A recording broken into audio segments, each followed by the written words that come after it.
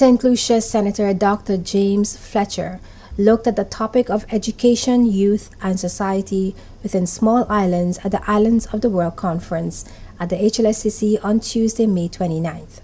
Dr. Fletcher is the Minister for Public Service, Sustainable Development, Energy, Science and Technology in St. Lucia. In his keynote address, Dr. Fletcher examined the education issues that are confronting small island states and the effect it has on society. In the Caribbean, Dr. Fletcher said countries are not paying attention to parenting skills training and early childhood development, a time when rapid learning takes place. The critical period in development of the human brain is between birth and 3 to 5 years, birth and 5 years. But what is happening in our situation? And this is a study that came out of a World Bank development report in 2007, which showed that parenting skills training and psychosocial stimulation in the early childhood period have a positive effect on school participation in teen years. So those parents who benefited from parenting skills training, their children remained in school longer.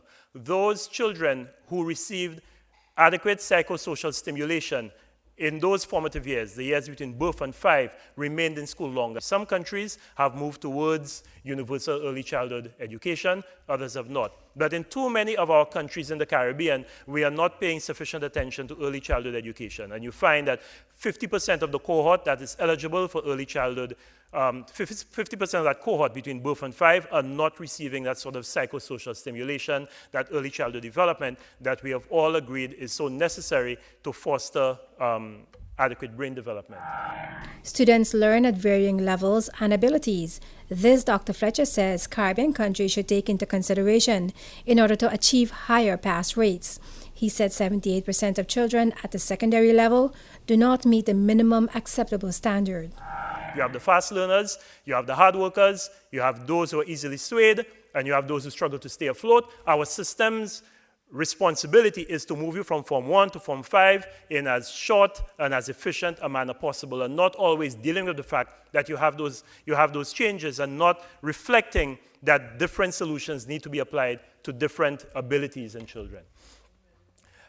Many of the children who graduate from our secondary school system do not acquire the basic skills to benefit from a secondary education. In fact, data is suggesting that 30% of the children we move through our education system, our secondary education system, do not have the basic cognitive skills that you would expect them to get from secondary education. 78% of the students who go through our education system do not meet what we have set as the minimum standards, acceptable standards for a secondary education. And certainly this is something that we have to pay closer attention to.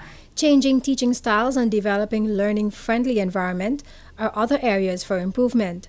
Dr. Fletcher said today's students are learning digitally and are bored in an analog classroom. He said school connectedness leads to less risk-taking behavior.